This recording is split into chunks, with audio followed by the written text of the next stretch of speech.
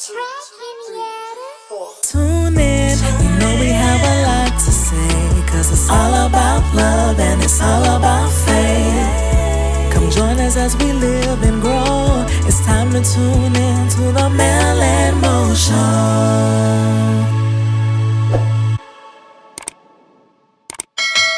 What's up, guys? It's your girl Mel. It's your boy Mo. And we're back. Actually, I'm back. She's back! How do you feel? I'm not 100% yet, but I'm doing way better than I was. No, like, how do you feel without this, like, stomach? Being pregnant now, you know? It's a relief. Like, I caught myself doing a duck walk the other day. Like, I still had a belly. I was like, yo, you're not pregnant no more. Do that no more. But I feel good. I'm able to move around a little bit more.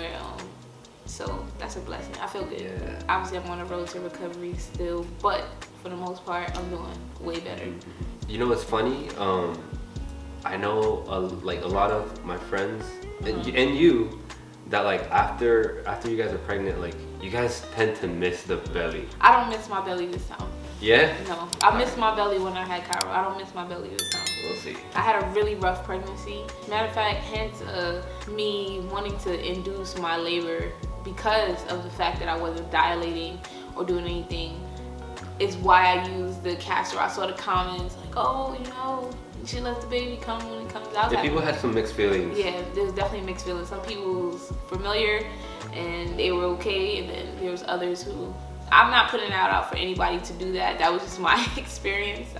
I'm not promoting that, but I needed to try to dilate faster because I was having contractions, and they won't admit you, which I think they should change that theory of sending people back home. Yeah, but you know what? I was totally with you. But then if you think about it in the hospital's position, it's like,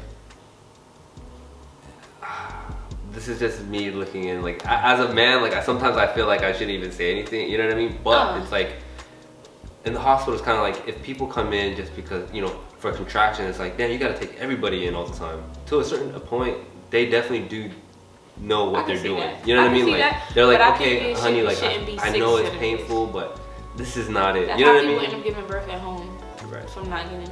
I get it. I see both sides of it. But again, I ended up doing the castor oil. I was having a really rough pregnancy, and just pretty, if not transparently, like this pregnancy was a little different when it got time to give birth, because I was actually really terrified this time to give birth. So you were exhausted too. Exhausted, terrified. I didn't think I was gonna make it. I'm gonna say that. And then during actual labor, I know I didn't want Mo to leave my side like at all, because I actually was like seeing that I wasn't gonna come out of this. So I just needed like a person there. My mom there, they were like praying constantly before I gave birth, after I gave birth. Just, you know, it was a lot. I'm gonna say that. It was a lot, and thanks to editing, we make it look good. But this one was a little tough. And, you know, I had a hard time, but by the grace of God, I was able to give birth and bring home a healthy baby boy and a healthy me thus far. And I think, you know, giving birth is a very traumatic experience for some. I don't like to say, but I think it's almost like flirting with death in a sense, because it's like you got one foot in, one foot out, and people don't talk about that enough, how scary that is. You know, not everything is just like push, and nah, baby. Beautiful, yeah. But a praying husband, a praying mother, praying friends and family definitely brought me through. So definitely by the grace of God, because this one was a tough one. We made it look good though. We definitely made this one. It was definitely tougher good. than Cairo, huh? Yeah, it was definitely tougher than Cairo. And I thought Cairo was out this roof. But I'm just grateful to be able to walk out the hospital with our son, our family, and be able to come home and complete the family of 4. Definitely a different scenario though with Cairo. Like with Cairo, like when you were having high contractions, they were able to admit you because I had preeclampsia with Cairo. Gotcha. So they couldn't kick you back, really. They had to take you, and then they gave you Pitocin to induce you there, which is horrible. I hate it when they give you Pitocin, but it's like, again, it's like I get it. They gotta do what they gotta do. You know what I mean? But this one was even more crazy. But what you said, like it's like flirting with death. That's very real, and how you were describing to me, like how you felt like you were fading almost. I was like, dang, that's so scary. Like, yeah, it's important to make sure, you know what I mean, you're covering yourself, covering pregnancy, and then just being grateful after you come out of it, because it's not just an easy thing. But in the midst of all of that, we got to bring home a beautiful baby boy. yes. So shout out to Cree, and always my firstborn, Cairo. I took mommy through it. Oh, but before we move on any further, thank you guys so much for just congratulating us, blessing our family through the comments. We try to get as much as we can, but like really, there was a lot, and we're really grateful. Absolutely, like we definitely tried to engage this one and respond to everybody. So thank you again. And to the baby number 3 that Mo just happened to want to bring up in the hospital. Yeah, I think he was just a little bit delusional at that moment. Only time will tell, guys. Only time will tell. Number 4 is I'm even thinking number 4. You know, we'll move little things here and there. It's in the future. It's in the works, maybe. You know. Yes.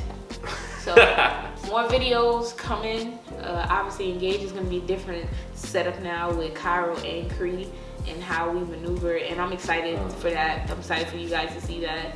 It's gonna be quite interesting. Have you told them what the midwife brew actually consists of?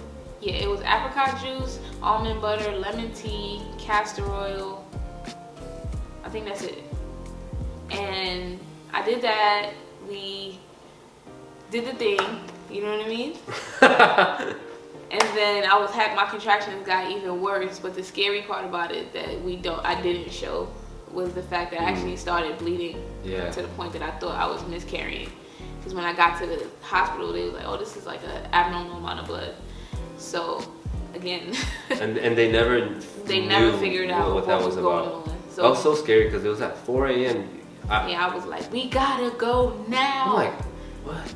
Yeah. What? I'm like, okay, it's time. And then she's showing me the blood. I'm like, oh, whoa, what's going on? They said you. I said, not this type of blood. So yeah, they did say it was like, oh, a little spotty, it's okay, but you're right, you kind of. Yeah, he a fighter. My boy pulled through. You're a fighter too, babe. Thank you. You're strong. I appreciate that. What was your expectation of how our household would be like with 2 kids? I think I'm more prepared this time around. Like certain things, I'm not so anxious about. I went through postpartum with Cairo because I didn't get him when he first was born and stuff. This time it's like me and Cree, we have like this bond. It's like weird. Like that's my boy. That is true. Like Cairo was good with anybody. Like but he wasn't so stuck on me. Cree don't fall asleep unless like he's on her chest. But me and him have like this. It's a dope feeling. I can't explain it, but it's dope. I'm glad because I know Cairo wasn't able to give you that. No, Cairo go to whoever. However, I was going through it, but this time it's like a little. If Mo trying to put him to sleep, I just be like slightly interjecting. That's my boy. They both my boys. I don't want it to ever come across like for kind of you just not like it. You know, 5 years later watching these videos. Mom, Cairo gonna always be my Cairo's a trooper though. ace boom coon. He's a great big brother. He woke up this morning and was just kissing him for no reason and trying to pat him. I was like, all right, heavy hands. I know. He just be loving to just like bash down just on hold him. it out, but we also just did Cree's newborn shoots, so stay tuned. Keep a watch out for that. Make sure y'all turn on those notifications so y'all can see when a video drop. Tell us if y'all like the premiere feature that we engage. Sometimes we can, sometimes we can't. But that was pretty dope to do this past video drop. Yeah. So let us know, and we're gonna keep dropping these videos. Yeah. All right, guys. So before we head out, again, thank you so much for all the support. for our videos, and we just want to make sure that you guys are actually liking, subscribing, and commenting, because it goes a very long way on our channel in helping us grow and reach more and more people, which is what we want to do. Like she said, don't forget to like, comment, subscribe if you haven't. It's your girl Mel. It's your boy Mo. Peace.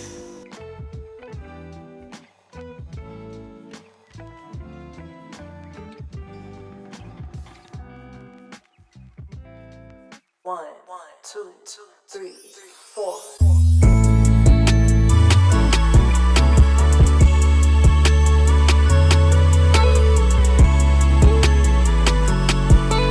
Tune in next week to the MelnMo Show.